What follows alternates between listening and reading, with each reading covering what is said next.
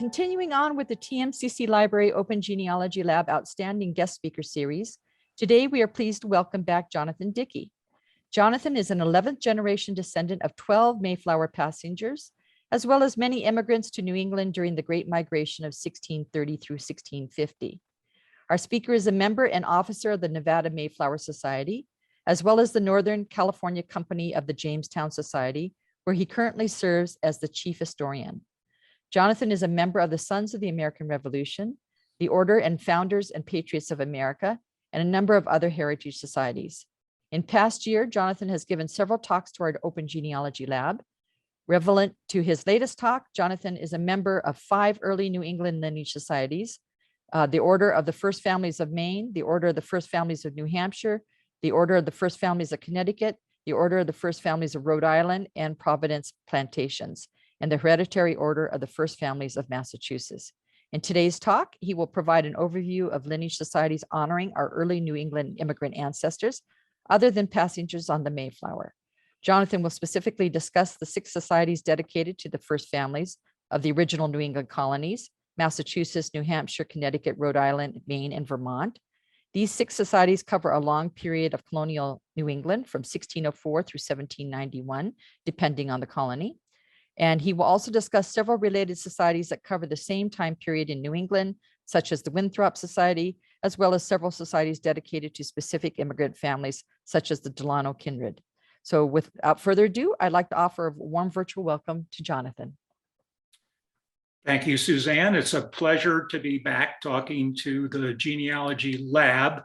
And I don't want to take a moment, Suzanne, to congratulate you once again on the great thing you're doing, the opening of the new Genealogy Lab library space, which I had an opportunity to tour last Friday. It's really a great step forward in Suzanne's efforts to bring to us in Reno a first-class genealogy library and collaborate with organizations such as those that have presented to you in the past. So congratulations, Suzanne. And as I will quote your president of the college when she said on Friday that this was an important part of what TMCC is all about. And she's strongly encouraging collaboration. And we're all signed up for that, Suzanne. So thank you again. I want to just preface my remarks saying my past presentations to TMCC have been an even split between going over history and going over genealogical aspects of various areas of early American settlements. Today, I'm going to be mostly focused on genealogy as opposed to the incredibly broad topic of New England history. You just can't do justice to that in any 60-minute talk, and I don't pretend to do that today. There is a one-page handout that Suzanne circulated this morning, and likewise, you can't do justice to all of the research and writing that has been done, but in one page, I've tried to put down a few places to go in terms of research resources, not online, but books principally. And if you look at that one pager, you'll see, some emphasis on the Great Migration. I'll be talking about that. And I couldn't help but put down on that one pager something that is probably obscure even to you, Suzanne. It's a 4-volume set from the late 1800s. Called the Genealogical Advisor. I happen to have right here in my hand one of the slender volumes, but it's near and dear to my heart because I had a brick wall on my very first SAR Patriot ancestor documentation, and by God, I found the key document in the Genealogical Advisor. So you never know, I guess is my point, where you're going to find that document, that record that's going to help you break through your brick wall. So The title of my talk is The Orders of the First Families of New England. It's really 6 societies, and I'll be principally talking about them. They have a common denominator, maybe that's too fancy a word. All 6 societies have common goals, and you see them here in the slide. They're all about the same thing, which is really honoring our very first settlers to New England, and preserving and protecting both the written record, the archival record, the physical record of those early decades of the settlement of New England. What I've also noted here is that these 6 societies, unlike many lineage societies that kind of go off and do their own thing, these 6 societies are very closely allied. They work together, they conduct programs and events together, they share information together, they share leadership in many cases, because, as in my own example, some of the folks in one society, also are members of 3, 4, 5 other societies, because they all have that great good fortune of having many different family lines from New England. And so I've had, although I've only been a recent member of these societies, I've really been impressed and amazed at the level of collaboration that these 6 societies have. And it's really embodied and memorialized in their social media presence, which I'm going to talk about a little bit later today. By the way, if you were so fortunate as to become a member of all 6 of these orders of first families, there's a very secret society, I guess I'd call it, for those folks. I don't qualify because I can't find anybody for the life of me from the original settlements in Vermont. So I've given up on Vermont. I will never be a member of the secret society, but God bless you if you're able to find ancestors from the relevant time periods in all 6 of those colonies, because then you'll be able to join this august super society, secret society that has very few people. And I'm told from somebody who belongs, they never do anything. So there you go. A note about the membership criteria. I'll talk at the very end of this about some of the family societies that you can join that all surround and overlap with these early orders of first families. Most of those don't require much documentation, if at all, including a couple that I belong to. You can just join them. These 6 orders of first family societies, however, have pretty strict membership requirements in terms of the level of documentation, not unlike the Mayflower Society, not unlike the Daughters of the American Revolution. So you really do need to produce adequate proofs of your lineage to an early settler of one of the 6 colonies. Now, they're also unique in the time periods that they cover. I refer to them here as the cutoff dates, but as I'll explain, they're not simply arbitrary time periods that each of these societies limits their membership to. They have relevance to what was happening in those specific geographic regions that became colonies, and the interplay in some cases between and among the colonies. Plymouth colony and Massachusetts Bay colony being, a paradigm example of 2 separate colonies that ultimately merged, probably against the will of Plymouth colony, but Plymouth colony disappeared. So there is a larger history of New England behind the way these 6 societies have chosen to structure themselves, and I'll talk about that a little bit. The good news is, while there is a non-trivial cost to join these societies, they are all lifetime membership opportunities, and so that's I think that's a good thing. I'm going to take these in the order in which the 6 societies were founded.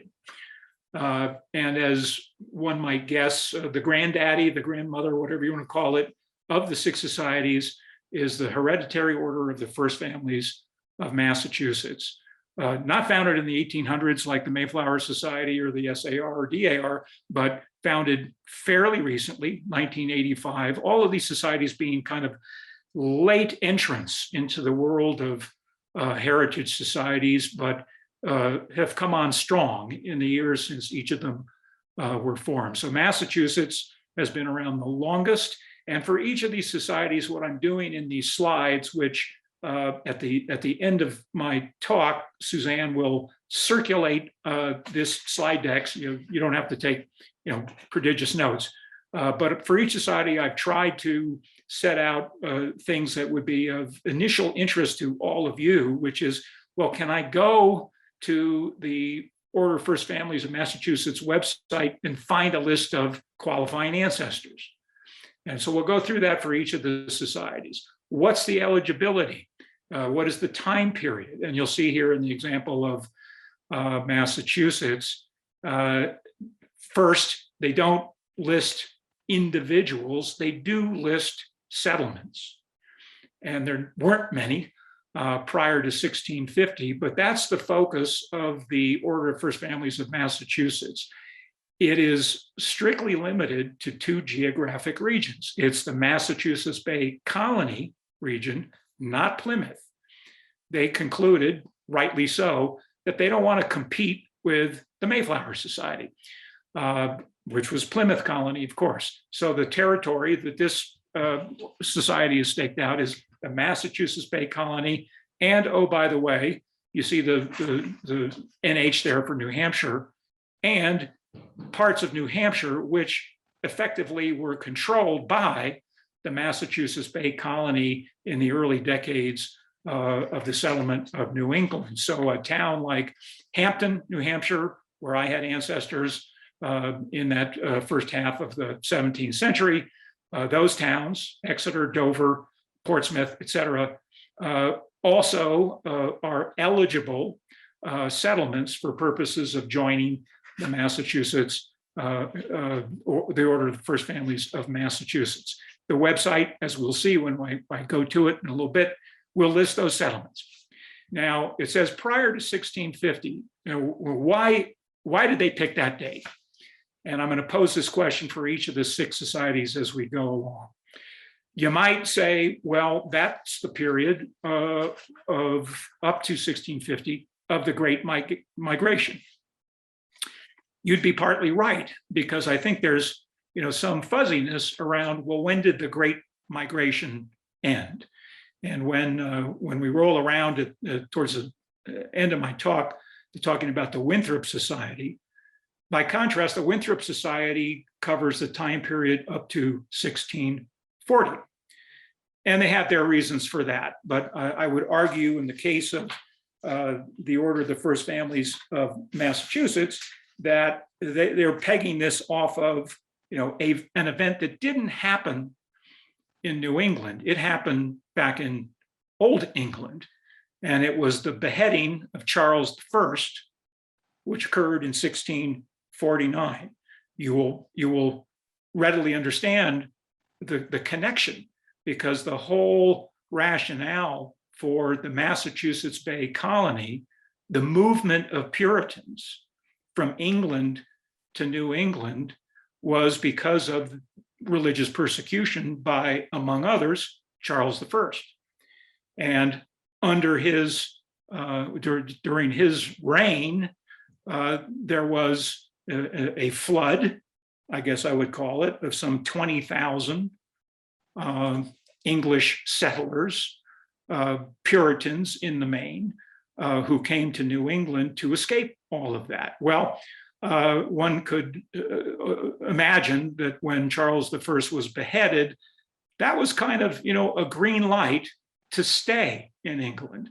And so the immigration into New England, effectively stopped. Actually, it stopped before 1650, but we'll talk about that in the context of the Winthrop Society.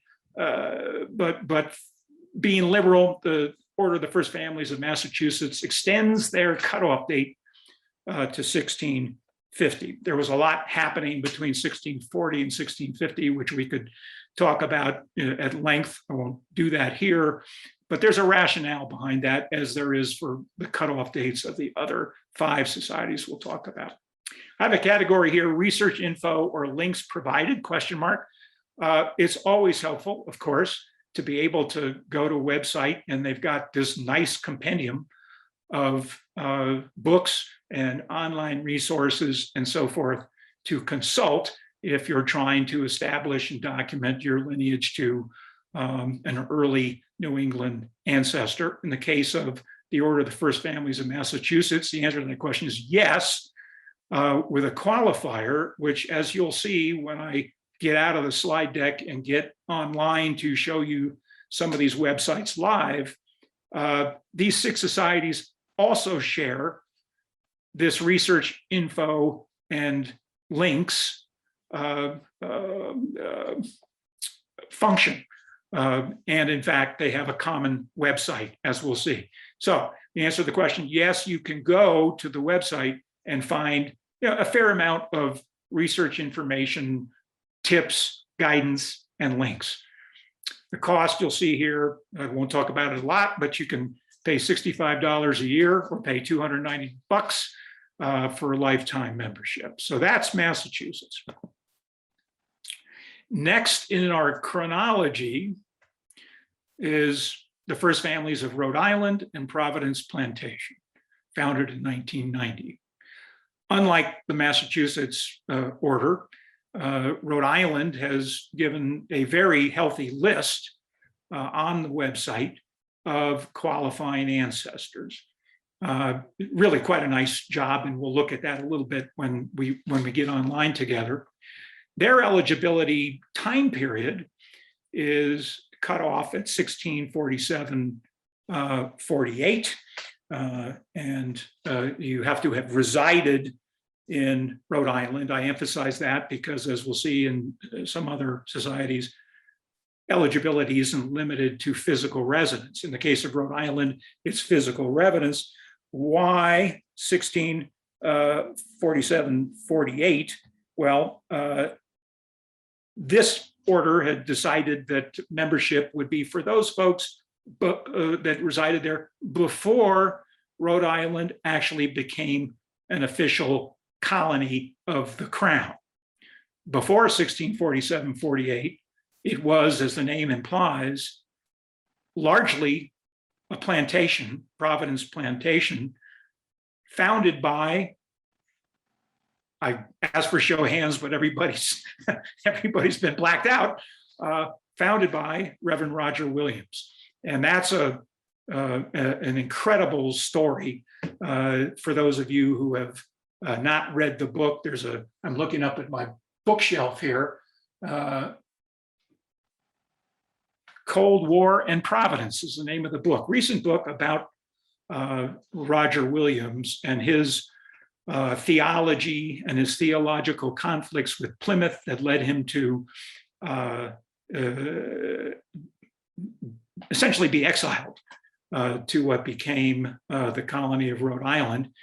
And it's an amazing story of his conviction about religious tolerance, which caused him and others to found Providence Plantation, and it became probably the refuge for many New Englanders who could not tolerate, believe it or not, the religious intolerance of the Puritans, and in some aspects, the Pilgrims as well in Plymouth Colony.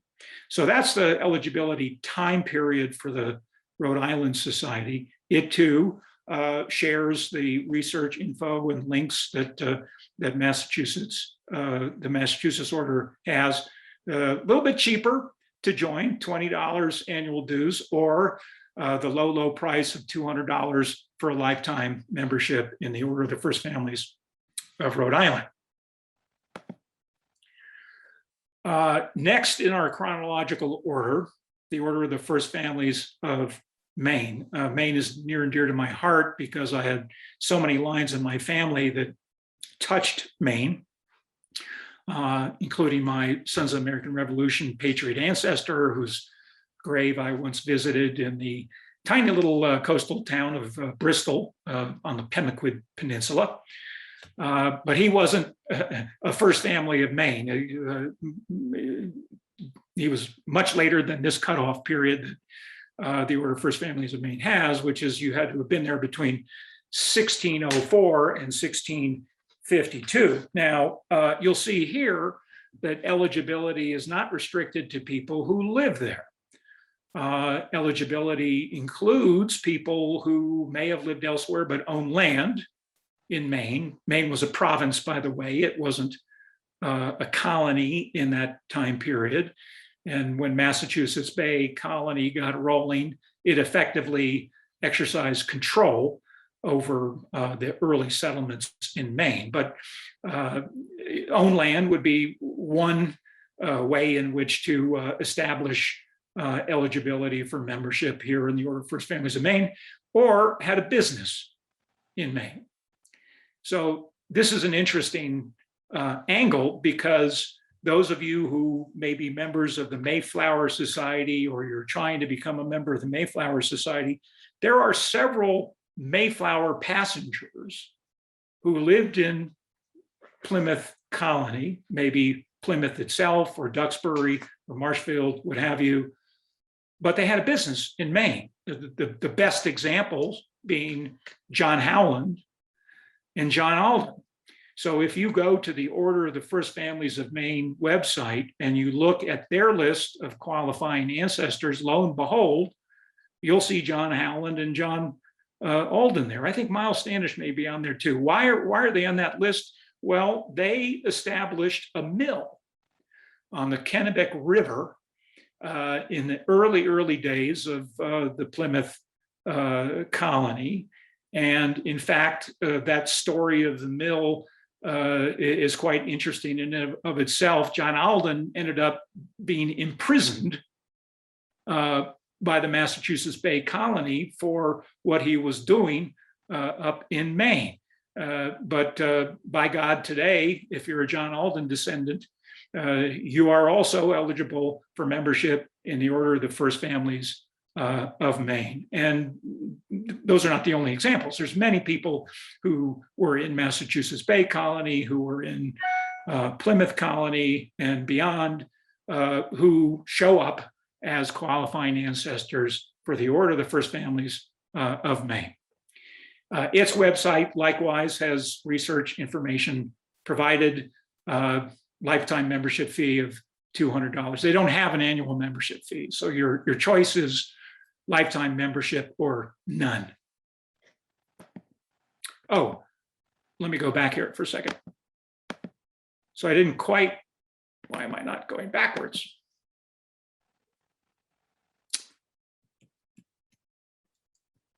Okay, why 1604 to 1652? And again, there is a historical, overarching historical rationale for that. So 1604, way before the Mayflower, even before Henry Hudson and the discovery of the Hudson River, what became the Hudson River, there was there were French settlements in what is now Maine, beginning in 1604 with this French settlement of St. Croix Island. And from the standpoint of the Order of the First Families of Maine, those early years of French settlements would allow you to be eligible for membership, of course, if you can establish your descent from, early French settlers. And so that's how they came up with 1604. Then why 1652?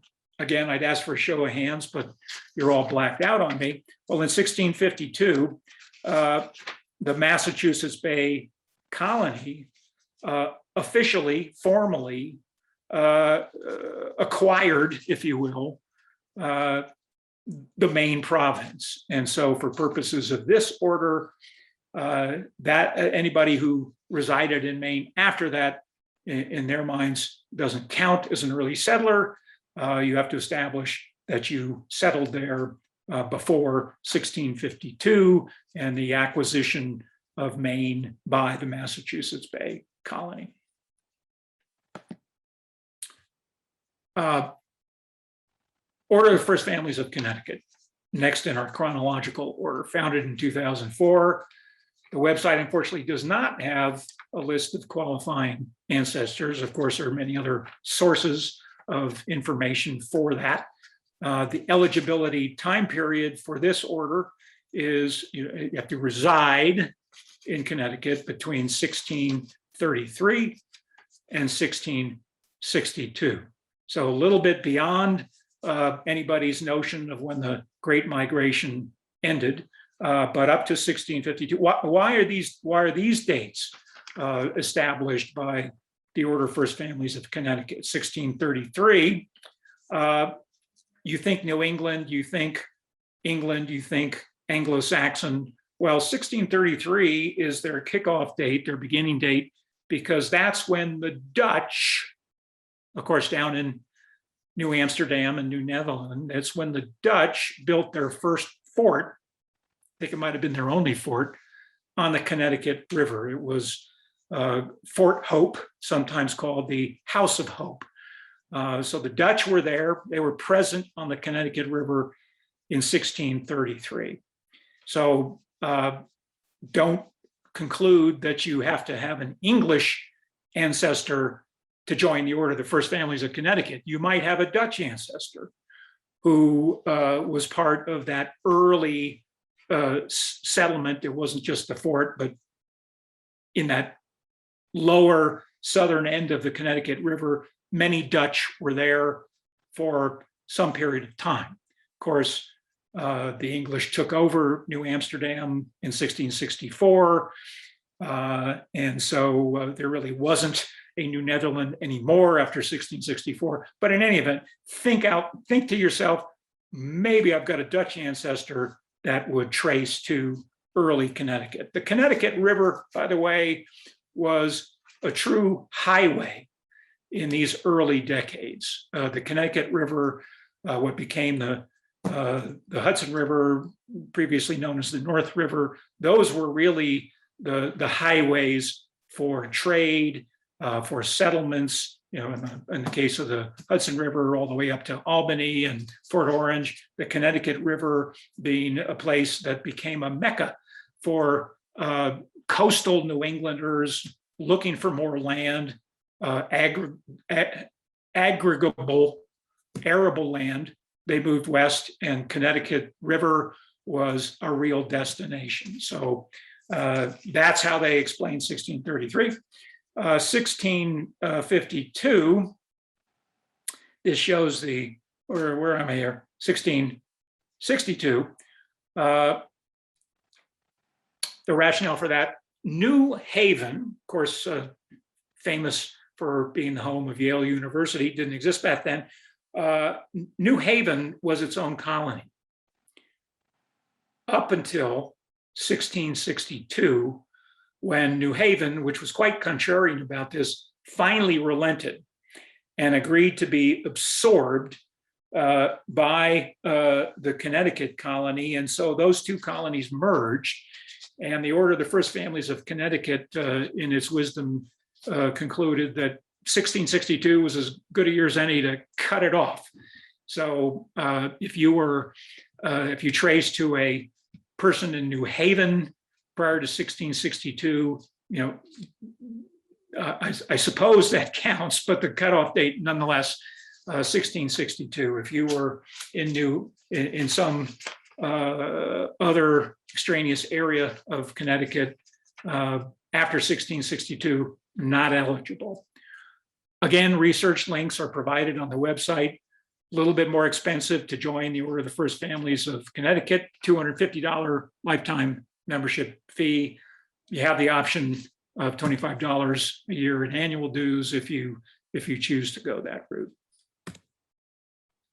Okay, Order of the First Families of New Hampshire, founded in 2009. Qualifying ancestors are listed, and there are a lot of them. New Hampshire, really almost contemporaneous with the founding of the Massachusetts Bay Colony, because there was almost an instant spreading out of those original settlers that came over in the Winthrop Fleet starting in 1630. They went north along the coast from what became Boston and planted roots along the coast. I mentioned Dover and Dover and Hampton and so forth. And so that was a popular place to go in the 1630s and 40s. And so you'll see here, the eligibility criteria is you have to trace to somebody who resided in, owned land, had business in, and then here's a new one: perform military or civil service in New Hampshire between 1622 and 1680. So that's a new one, the military or civil presence in New Hampshire. Part of that would trace to, for example, King Philip's War, 1674, when many colonists in Massachusetts Bay Colony, in Plymouth Colony and beyond, went to war against King Philip, and that war spread far and wide across New England, including New Hampshire. I haven't double checked this on their list of qualifying ancestors, but I can imagine that if you had a person in Duxbury who fought in King Philip's War and chased King Philip and his army into the woods of New Hampshire, you might be eligible to join the Order of the First Families of New Hampshire because of that military service that was performed between 1622 and 1680. Now, 1622, okay, why did they start with that date? That was the date of the first official plantation in New Hampshire.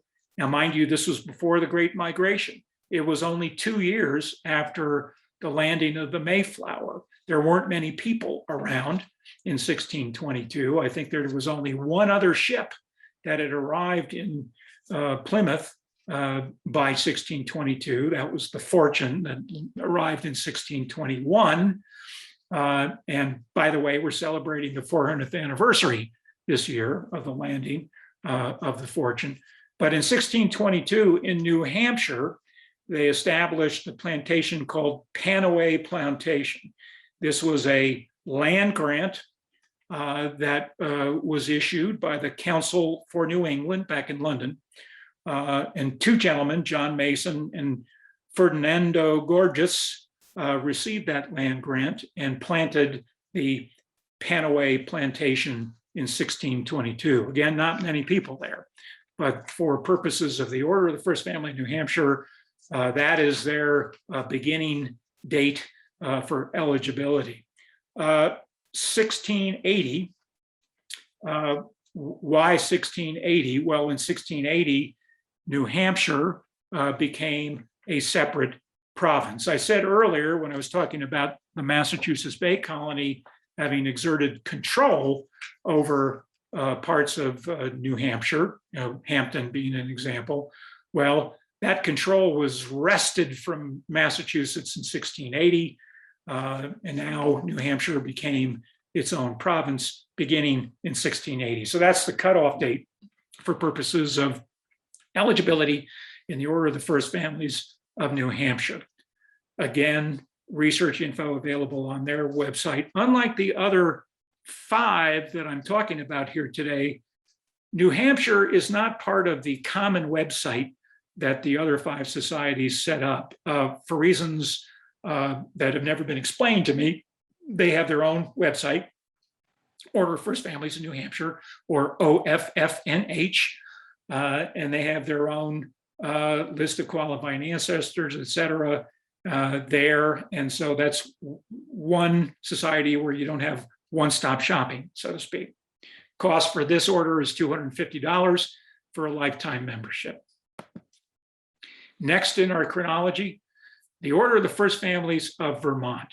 Now, in the case of Vermont, those of you who are Vermonters or think you are, you probably have already figured out that Vermont had a very weird history in terms of its geographic borders and even its status as a colony. The simple fact is it was never a colony until after the Revolution.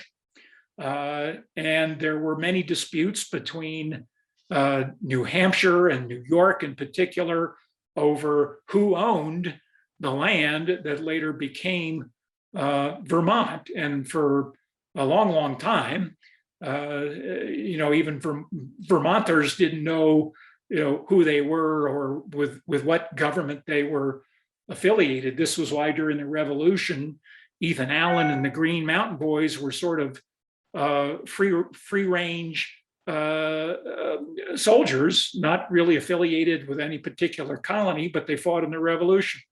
And indeed, before the Declaration of Independence, or I should say before the end of the war, Vermont declared itself to be its own country, believe it or not. In all events, the website for the Order of the First Families of Vermont provides eligibility to anybody who resided, owned land, ran a business, or had military service in what is now basically the physical borders of Vermont, because there wasn't a Vermont. If you can trace to a person who resided on land that's now within the borders of Vermont, and that person was there between 1609 and March 4, 1791, then you're eligible for membership. I mentioned I couldn't get myself into this order, but I tried really hard to find a Revolutionary War patriot ancestor who might have fought, for example, in the Battle of Bennington, one of the seminal battles in the Revolution. If you can trace to somebody who fought in that battle, you'd be eligible for membership. Well, I couldn't do that. There were some other battles during the Revolution that touched land in Vermont. That might be, a promising place to go to look at the war rolls for the Revolution during that time period. But it's a tough one. Most people fall down trying to find an ancestor that meets these particular criteria. So why 1609? 1609, going back to the French. 1609 was when somebody whose name will be familiar to you, Samuel de Champlain, after whom Lake Champlain was named, established the colony of New France in land that now comprises parts of Vermont. So the Order of the First Families of Vermont decided that Champlain's arrival and the planting of a colony would be a good beginning year for purposes of eligibility in that society. Champlain was just an amazing adventurer. Over the course of his career as an explorer, he crossed the Atlantic at least 20 times, 20 trips, all involving exploration of parts of New England and New York and so forth, starting in 1603, actually. So way before the Mayflower, way before Henry Hudson, he was active in this region. And he was so active that in 1620, King Louis XIII of France told him to stop, actually ordered him to stop exploring. And so he had to return to London, give up his adventurous ways. And so that was the end of the Champlain era. So why March 4, 1791? That sounds very specific, doesn't it? I had to look it up. That was when, of course, we're after the Revolution now. We're after Yorktown. We're after peace with Great Britain. Well, it was on March 4 of 1791 that Vermont finally finally became the 14th state in the United States. So this is the longest time period of all of the 6 societies. Vermont deciding that it would allow you to become a member at any time before it became an official state. And Vermont, continued through 1791, kind of scratching its chin, wondering whether it wanted to be part of the United States. But it finally became its own state in 1791. Vermont is on the same common website. It has research info and links provided there. It does not list qualifying ancestors. And that goes back to what I was saying. It's very hard to figure out who was in Vermont in those at least in the early years. So they have chosen not to go that way and attempt to list qualifying ancestors. A little cheaper to join, $190 for a lifetime membership. Okay. Before I go onto websites to show you a little bit of stuff, I just want to quickly run through a few books and resources that you might want to take a look at. Suzanne, you'll note that very first on my list is TMCC's Genealogy Lab. Having toured the lab last Friday, I would be remiss to say that shouldn't be your first stop. She's got a terrific collection there of materials that would relate to, early New England, not just the physical things that are in that new library space, but also Suzanne has demonstrated to me that if you want to get a book from someplace else, by God, she'll get it for you. And she's done that in my case when I was working with somebody on her Jamestown Society application. And there was a very obscure Kentucky research material that I needed. And this was during COVID. God bless you, Suzanne, you went and got it. And that was one of those breakthroughs of brick walls for the person I was working with on her Jamestown Society application. She became a member. So, great resource there. I've listed the silver books also in the TMCC's new library. If you don't know what the silver books are, it's the first 5 generations of every single eligible Mayflower passenger, thanks to the Community Foundation of Northern Nevada, which funded these book purchases. TMCC now has a complete set of those books. The only other place to find them is the Family History Center run by the LDS Church, but their open hours are very limited, a few hours a week almost. And so your better bet is to, if you want to look at the silver books, is to call up Suzanne and get her help looking at the silver books in the library there. I mentioned at the outset some focus on the Great Migration here in books to look at. And why is that? Well, it's because between 1630, when the Winthrop fleet embarked from England, and 1650, that was the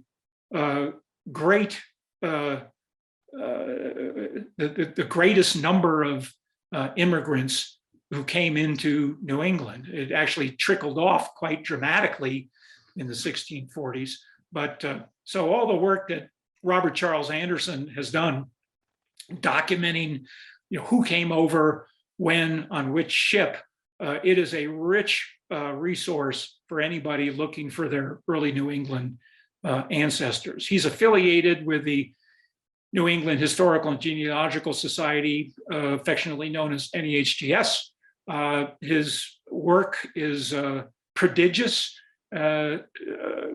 NEHGS hosts the American Ancestors website, which is subscription-based, but it is also a very deep and wide place to go for research on early New England. If you're looking at Maine and New Hampshire, I've found that that Pope's book, Pioneers of Maine and New Hampshire, is really the seminal book to look at. And much like Robert Charles Anderson and The Great Migration Begins book, this is really the Bible if you're looking for your early Maine and New Hampshire ancestors. And then there's some others listed here. Again, much too short a list to do justice to the topic, but trying to limit something to one slide. Here you go. I also have on here a little short list of online collections that those of you who have been at this for a while are very, very familiar with, but I'll list them nonetheless. American Ancestors, I've mentioned. The Mayflower Society has quite a bit of stuff. More obscure, the Plymouth Colony Archives Project. You might check that out. It's got a website, and they have things such as I've indicated here, an index, quite a long one, of Plymouth Colony wills and inventories, at least for a limited time period, 1670 to 85. I looked at that and found some, very helpful information there on some of my 1600s, late 1600s ancestors who were in Plymouth Colony, not Massachusetts Bay or elsewhere. All of the New England states have some version of a government records department. Plymouth, again, as an example, Plymouth County Registry of Deeds is an interesting place to go. If you go online, there's a virtual tour that you can watch about that and that resource and how to access information about early Plymouth County deeds, and then the state libraries, state archives, etc. Let me talk for a few minutes about societies other than the 6 order of first family societies I've been mostly focused on in this talk today. I've mentioned the Winthrop Society a couple of times.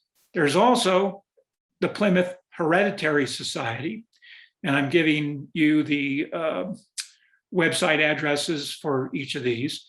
Founders and Patriots of America, which I belong to as a website, it also covers the period from the 1600s up to the Revolution. The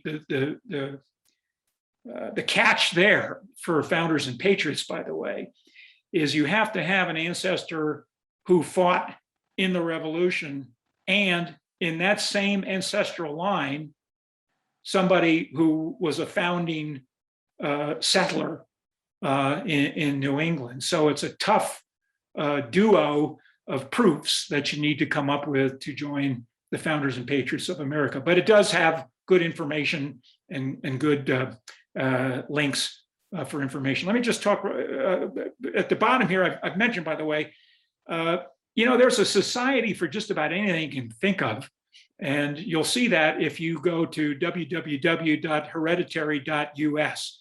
It purports to be the most complete list around of American hereditary societies. And it's from the sublime to the ridiculous. And you'll see what I mean if you go there. But many of them, if not most of them, are societies where you really aren't held to the same kind of proof tests or proof standards as the mainstream societies. But for what it's worth, it's worth a look to see what those other societies are all about. One example, I just joined something called the Guild of Colonial Artisans and Tradesmen. Really interesting society. It is one that requires significant proof, but it's not one that is top of list for most people doing their early American genealogical research. So Winthrop Society, not as old as the Order of First Families of Massachusetts, founded in 1995. For whatever reason, they don't officially list qualifying ancestors on the website. There are other lists and rosters, however, which will sort of get you to a list of potential qualifying ancestors. We'll get to that in a second, but at least in terms of what some of the other societies do, where you can click on a link and see all of the ancestors who have already been qualified for those societies, Winthrop Society hasn't chosen to do that. Eligibility here, as I mentioned earlier, you have to have settled in the Massachusetts Bay Colony, not Plymouth, not someplace else, but in that colony itself, or down east, I'll define that in a second, prior to December 31, 1640. So first of all, down east, essentially, although looking at a map, it doesn't sound like it makes sense, down east is north, it's Maine, because the coast running from Massachusetts up through Maine, call it Arcadia, and up to Nova Scotia is kind of east. It's kind of an eastward movement. So they call that area down east. The Winthrop Society will consider people who settled in that area down east as eligible ancestors for purposes of the Winthrop Society. Now, why December 31, 1640?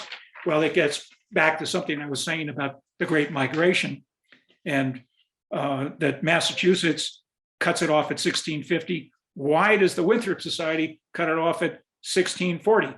Well, it was in 1640, actually December 31, 1641, that the Massachusetts Body of Liberties was formally issued. This was basically the Massachusetts-based colonies' declaration of rights.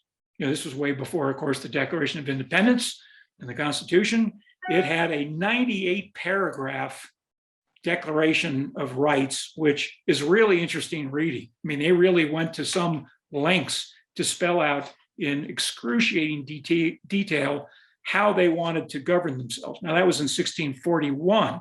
In 1640, that was when the English Parliament reconvened.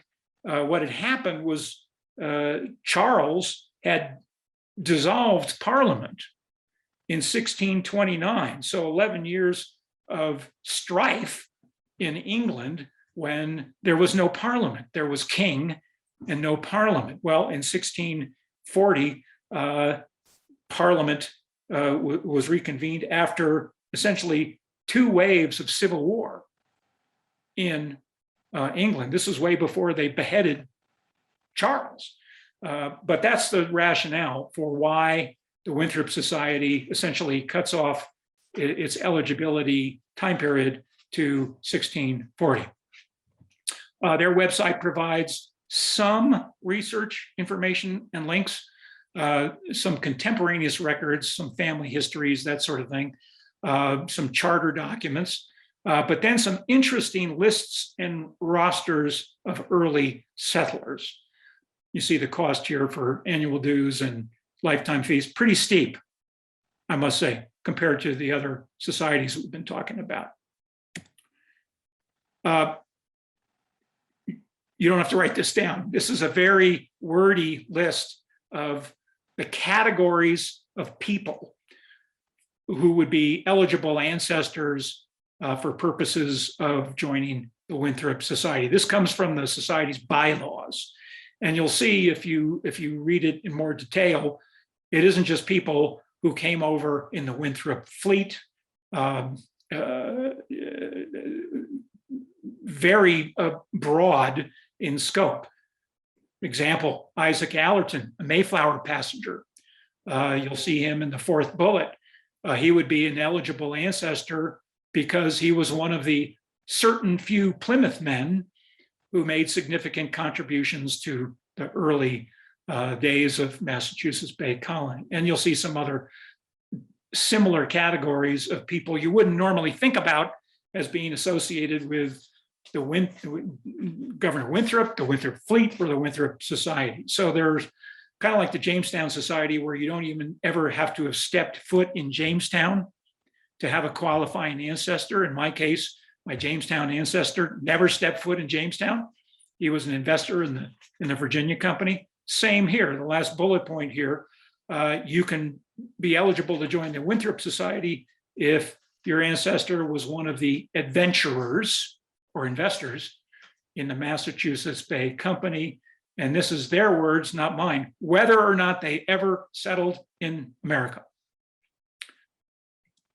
Now, I mentioned the Winthrop Society lists and rosters. this is helpful to not just the Winthrop Society, but any of the societies I've been talking about here today. If you go to the website, the things that are underlined are actually links to lists of, in the first example, officers of the Commonwealth. More interesting are those last three lists that will go to a long list of people who resided in essentially Cambridge, Massachusetts, freemen of the Commonwealth for a period in the 1630s, Salem residents. It's a long list of Salem residents there. And if you go to a different website, familypedia.wikia.org, you'll find there an unbelievably prodigious list of Winthrop Fleet passengers. And you'll see, I just took the very first numbers of lists of people here in the alphabetical listing, starting with Daniel Abbott, going on down through the alphabet, with information in columnar form. Where were they born, where they died, et cetera, what age when they arrived. It's really a rich resource. We'll go on the website in a second, and I'll show you a little bit about that. If I'm not running out of time, Suzanne, I know you'll speak up if I'm wearing out my welcome here. No, you're doing fine on time. Don't worry. Okay. Real quick word about the Plymouth Hereditary Society, founded in 1990. As the name implies, it's all about Plymouth. It's not about any other part of Massachusetts, Massachusetts Bay, what have you. Just the Plymouth Hereditary Society. It, unlike the Winthrop Society, it also shares that same common website with the 6 Orders of First Family societies. So if you, again, part of that one-stop shopping, you can go to that website and click on the link that takes you to the Plymouth Hereditary Society. Kind of like one of the other societies, it doesn't list qualifying ancestors on their website. It lists qualifying towns, early settlements, if you will. And so that's part of their eligibility criteria, is most of the people in question you would trace to were residents of one of those towns. Here you see the eligibility criteria: lived for at least 1 year in any of the 18 towns of Plymouth Colony. So it's not just Plymouth. You know the story that at one point, Miles Standish, John Alden, and others said, you know what, we want to move slightly north, and we want to create what became the settlement of Duxbury. And so they broke off and established a town. And by the time they were done, by 1691, there were 18 towns that comprised Plymouth Colony. They're all listed on that website. And so that's your focus, is can I trace to an ancestor potentially linked to one of those 18 towns? There are some research info and links provided that they share, once again, with the 6 Orders of First Family Society. This one also pretty expensive. I haven't chosen to join it. I suppose I could, but I just, there's only so much money to throw around. Lastly, before we go to some of the websites, the New England Family Societies Galore slide is really my way of saying you could spend the rest of your life finding these societies set up by people who are descendants of one early settler or another, and in most cases there's been a family history book written about that person. There's a gazillion of them. I've only listed here a couple of them, 2 of whom I belong to, the Delano Kindred and the Alden Kindred. There's also a Thomas Rogers Society, although, to me, I'm a Thomas Rogers descendant, but, he died basically as soon as he arrived in Plymouth, so I didn't think that was all that glorious a society to join. But in the case of Delano, it's a good one in so many respects. Philip Delano, otherwise known as Philippe Delanoy, came on the Fortune in 1621. And so he was one of the second small wave of settlers that arrived essentially to bail out the Plymouth colony in November of 1621. It was a real mix of people. Some were ne'er-do-wells, but there were so many prominent people on the fortune. Philip Delano ended up being one of them, became a very effective leader in the colony. He was a Huguenot. And so in addition to being in the Delano kindred, I'm a member of the Huguenot Society, thanks to Philip Delano. It's a Delano kindred, very active society. They have lots of meetings and activities. And of course, the name may be familiar to you. Our president, Franklin Delano Roosevelt, traces to Philip Delano. So that's an interesting society. It's a family society. Same with the Alden kindred. If you're a John Alden descendant, Alden kindred is a very active society, hundreds and hundreds and hundreds of members, and they're very active. So there's all that going on as well. Now, with Suzanne's help, I'm going to try to go to a couple of websites. I'm going to stop my share. I'm going to hopefully be able to do this. Well, let's just go with what I got right now. So this is the main homepage that I've been talking about for the the 5 orders of first family who decided to share a common website, along with the Plymouth Hereditary Society that you see there in the lower right-hand corner of the screen. So they've all joined together and labeled themselves the New England Hereditary Societies. Of course, there's way more than the ones that are depicted here, but you'll see from the titles, they all style themselves as the Order of the First Families of, etc.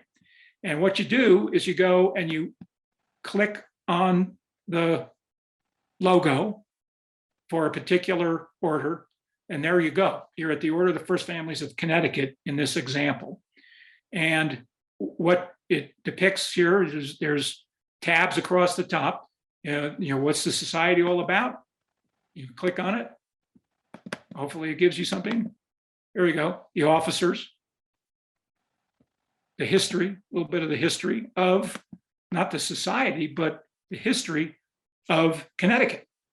And in many cases, these are very thoughtful, interesting summations of the early settlement of these 6 colonies. I'm calling Vermont a colony just to make it easy, but so that's an example from Connecticut. Here's your eligibility. As I said earlier, they don't list people, but we'll see in a second, others do. So across the page, and here's some research links. This is the common research tool that these 5 orders of first families have chosen to place on their common website. Some of them are familiar to you. You see Family Search on there. That's an easy one. Links to the Massachusetts State Archives, the Rhode Island Archives, the Plymouth Colony Archive Project, et cetera, et cetera. And in some links to other societies here, you'll see here's a link to the Order of the First Families of New Hampshire, which hasn't chosen to be on the homepage, but you can link it that way. So there's some information here. I don't want to say it's an overwhelming amount of research material, but they've decided to share this set of sources in common. So let's go back to the homepage here, and let's try one that actually lists ancestors. Let's see which one I would like to choose. Let's say, let's do Massachusetts first. This is an example where they list settlements. So here's from the Massachusetts tab. These are the settlements that the Order of First Families of Massachusetts has called out as the qualifying towns or settlements. And the dates you'll see there are the dates in which those towns were founded. And you'll see Weymouth from 1622. That's pretty darn early, and others. And then you'll see below that, it says, in addition, the following New Hampshire settlements qualify. And I've mentioned previously, Dover, Hampton, Portsmouth, Exeter. Those are New Hampshire settlements that would qualify you for membership in the Order of First Families of Massachusetts. Okay. Now we'll go back to the homepage. We'll go to Rhode Island, because that has a tab that says Ancestors. And you click on that, and you'll see all of these letters of the alphabet that will take you, I'll just click on C, take you to a list of all of the Rhode Island approved ancestors with surnames beginning with C. And then across the page, all this vital information, very helpful to your genealogical research, having nothing to do with trying to join this order, but it'll tell you, well, who was the wife, for example? Where did they live? Which town in Rhode Island would potentially qualify you for membership? So I thought that was kind of nifty that they did it that way. And then let's try, we'll go back to the website. Let's go back to Maine. We're going to go to the home page. Here's Maine. We're going to click on Maine. And we're going to look up here, and they have eligibility, early Maine ancestors. You see that there. Same kind of deal. They have the letters of the alphabet. I want to know about, let's say, my ancestor, Thomas Bradbury. Well, there he is, 1634 in the town of York. He also happened to have land in Salem, Massachusetts, but he's here for Maine purposes. Let's find John Alden. There he is, the third name in the listing under the letter A. There's John Alden. If I went back to the H's,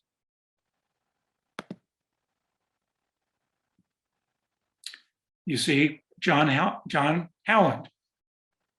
So that's proof of the fact that you don't have to have had somebody who lived in Maine to be an eligible descendant of a qualifying ancestor for the Order of First Families of Maine. So, and again, in this example, they share the same sources. Some of them, in the case of Maine, have their newsletters there. So if you want to read up on what that society is doing, let's take the latest one.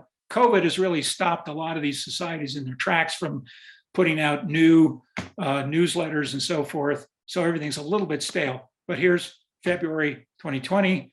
They call it the Anchor and Pine Tree. That's how they entitle their newsletter. But you know, it's got good information about what the society's doing, and you know, who's doing what, and so it's a good read if you're interested in any of these first families. You can even read this treasurer's report, for heaven's sake. So that's that. Now let's go to, I'm going to go to a different website. Let's see if this works. I'm going to have to get out of. Okay, how do I get rid of you? I'm going to stop share for a second.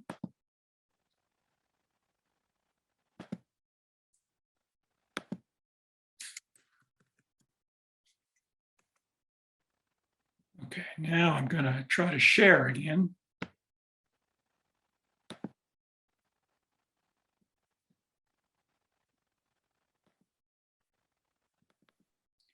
Am I up? We got the Winthrop Society. Great. Okay. So in the case of the Winthrop Society, they have some information, but here we go to texts on their website, and you can scroll down. And now you can see those items I was calling out where they have links.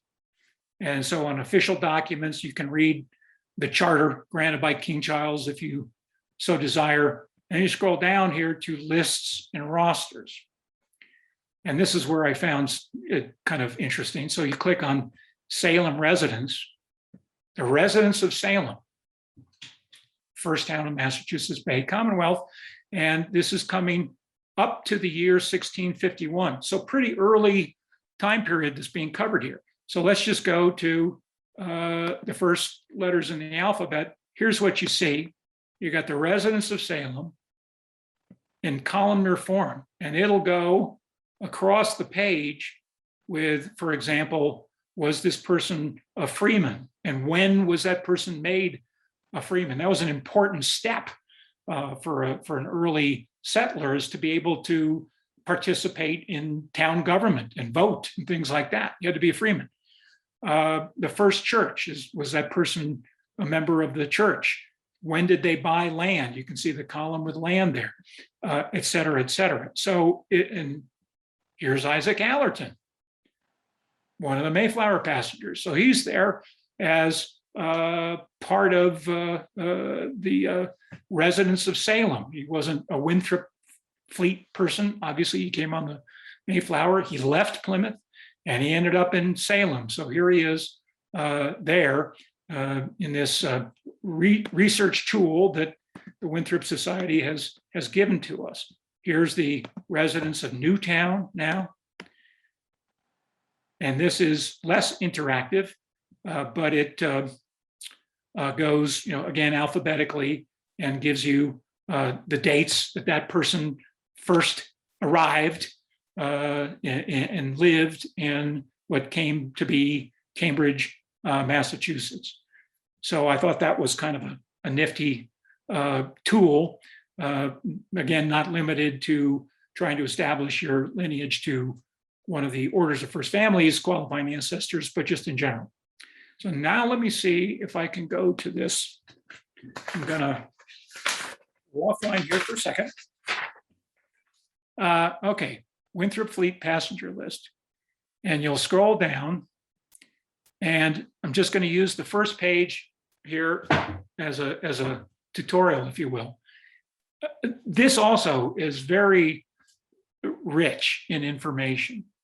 You'll see here a number of columns, and going across the page, birthplace, death place, Banks list. That's a reference to Charles Banks, who is an author of some of the seminal books about early New England settlers and the why. I haven't cross-checked it, but I believe it means that that person is written up in Banks's book or books. And then some remarks here. You'll learn here that this particular gentleman was a carpenter. This person remarried a religious leader, et cetera, et cetera. But very helpful is where there is a person in blue. You can click on that name. And now you've got a whole discussion about that person, kind of soup to nuts. Nor this woman again. How does she keep getting there?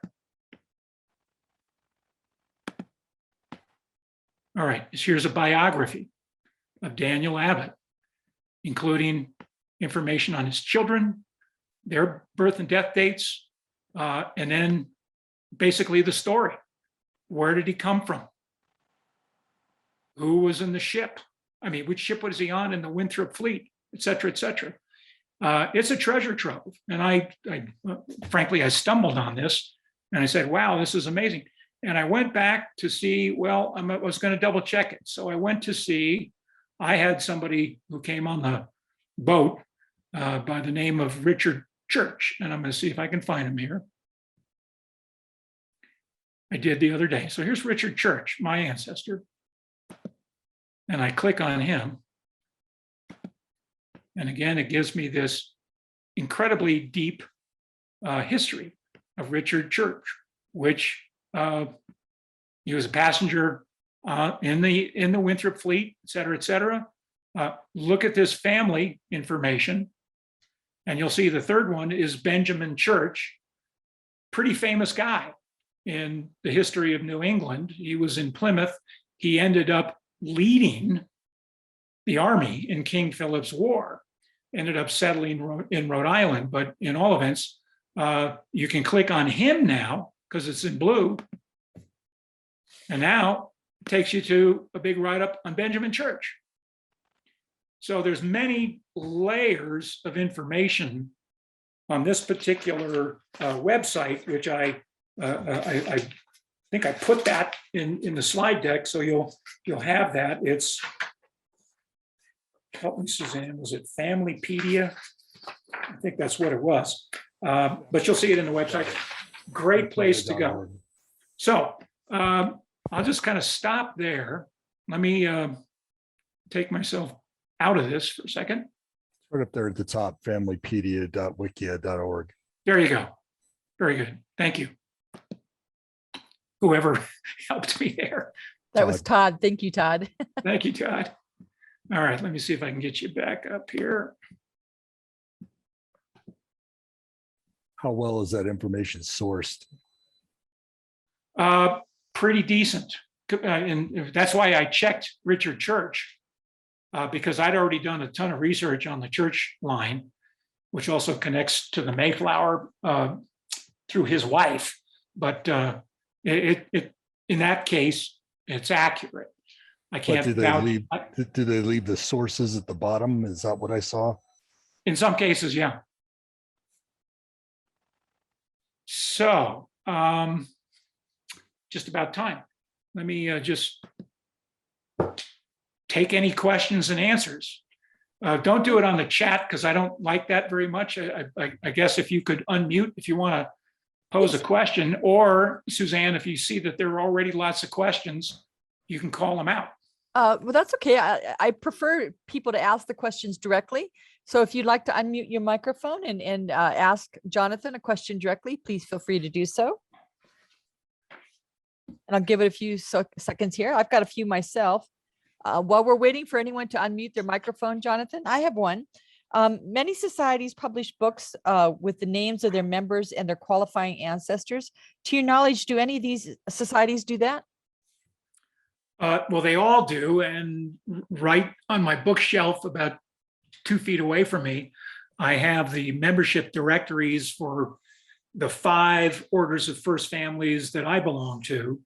And yes, it'll show, for example, under my name, well, who's my main qualifying ancestor, et cetera. It's kind of fun to go through it and say, oh, I've got 30 cousins in this organization. In some cases, there's a fellow from California whose name I won't mention. He's a prodigious researcher of not just his own family history, but he's a registrar of a dozen different societies.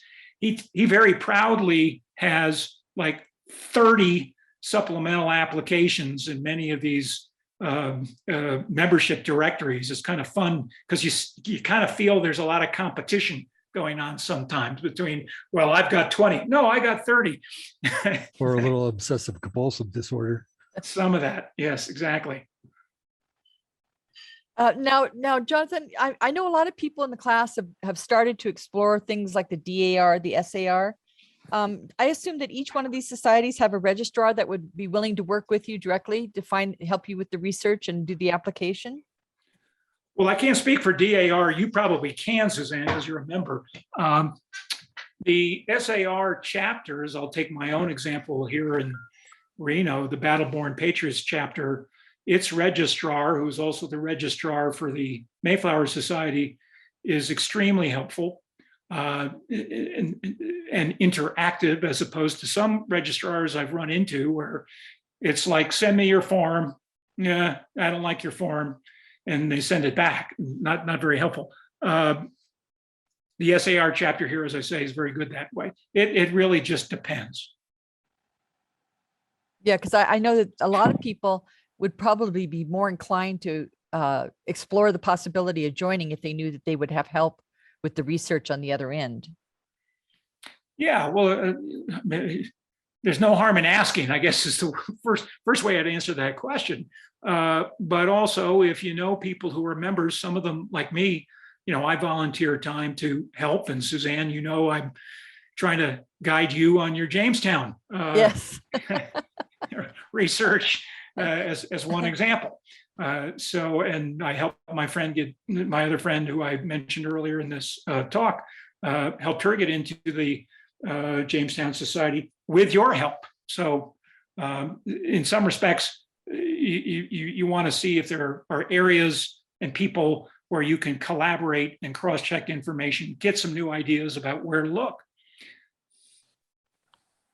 Now, I know with most of the societies I belong to, we all have our mission statement on what what our goals are to fulfill every year.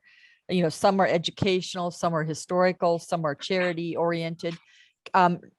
Based on your experience with the ones you covered today, is there like for instance, if you live here in Reno, but their headquarters is in Massachusetts, I mean, what kind of activities can you participate in?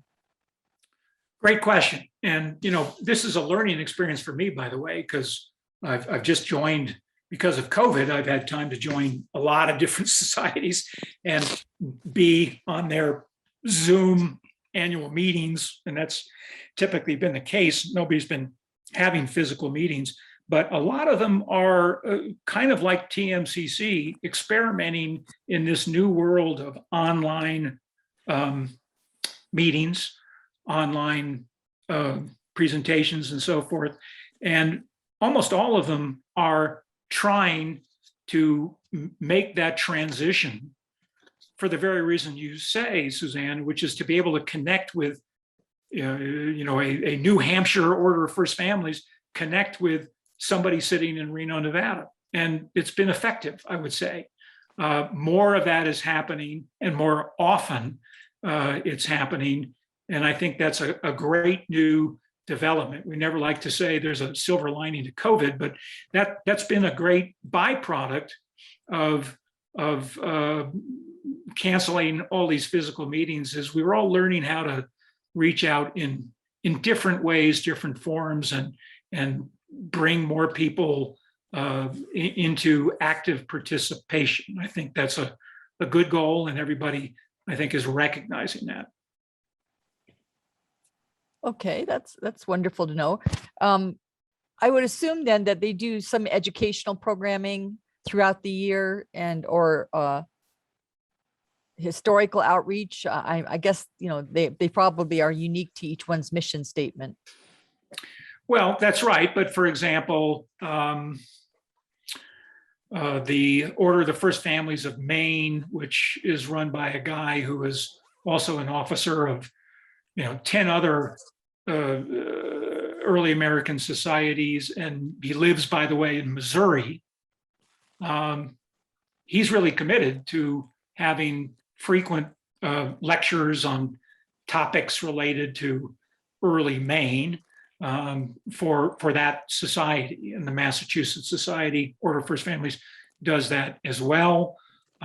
Vermont was going to host this year's in-person annual meeting of the 6 societies.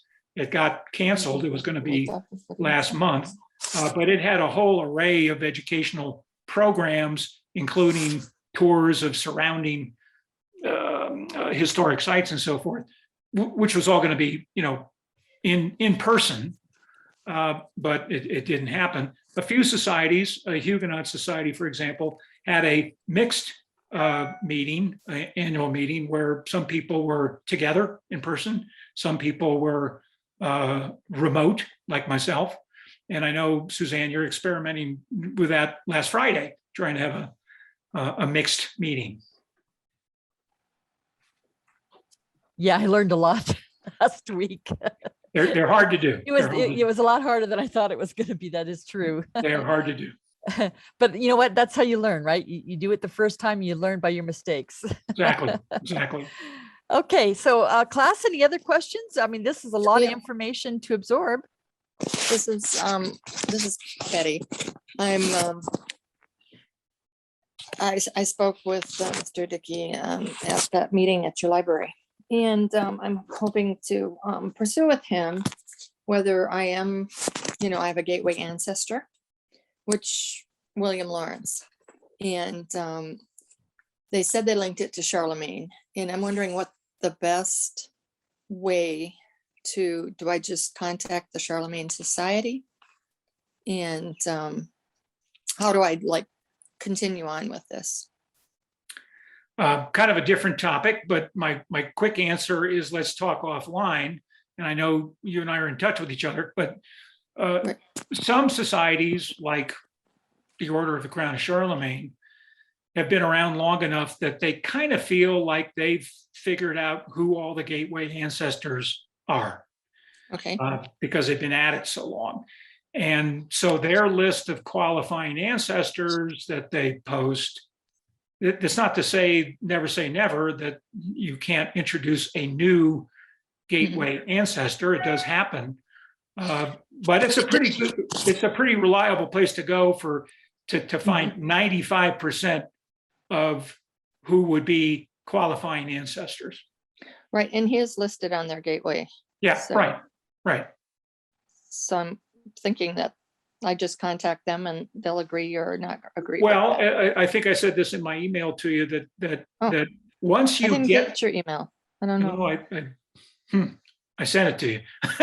Send me an email back just to double Okay. check this. jcdickey@me.com. Okay. But with these Okay.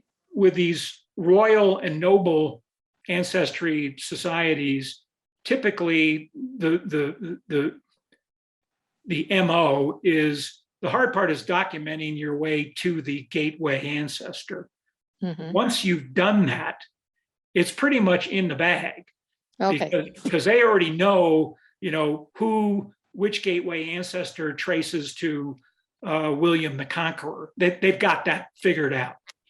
So Okay. it's really just getting from you to your 11th generation gateway ancestor, or 12th generation, whatever it happens to be. Sure. And I have a number of things talking about New England society where like John Underhill is an ancestor, and he was fairly popular in, he came over on one of the boats and things like that. I So hope I he will came just I hope he came on a boat. Yeah. yeah, I mean, so, I mean, he has a, kind of interesting. So this has been very helpful today because I can go then and just look up to see if was on the Winthrop fleet, or he was on the Winthrop fleet of 1630. Yeah. Well, and remember, when we talk about the Winthrop fleet, that was like 15, I forget the exact number, 15 boats, Okay. but 20,000 people came wow. in a decade. So Wow. it wasn't just those first few hardy souls. It was a long era of migration on many, many, many different ships, of course. Okay. Okay. Betty, I'd like to add something to that, to what Jonathan just said. I always want to plug our brand new genealogy research room when I have the opportunity, but we have several multi-volume sets on the pedigree of Charlemagne. So if you'd Okay. like to come in and look at those books, and we also have the Winthrop fleet, some of the rosters as well. So, Terrific. if you want to come in and use those books, I encourage everyone in the class, especially after today's presentation, to come in and use our dedicated genealogy research room, because a lot of the books that he's talking about during this presentation, and certainly the ones that you just brought up, the subject of Charlemagne, our research room certainly can help you with that research. Oh, thank you. That's really helpful. Okay. Thank you. Okay, any other questions? Jonathan, is there any seats left for the banquet? Oh, I think we have 2 or 3. Suzanne is referring to tomorrow night. We're hosting, the Sons of the American Revolution chapter here is hosting a Victory at Yorktown celebration, because it was right now, October 17, 18, 19, that's actually starting Sunday, but we wanted to have dinner on Saturday, when Cornwallis surrendered to George Washington at Yorktown in 1781. So that's our excuse for having a really nice 3-course meal at the Renaissance Hotel. We have a featured speaker who's flying from New Jersey. He's actually here on the ground. He's going to be talking about his new book. He's a New York Times bestselling author, Bob Drury. He wrote a book a couple years ago on Valley Forge, which was fantastic. His talk tomorrow night is on a book he's written called Blood and Treasure.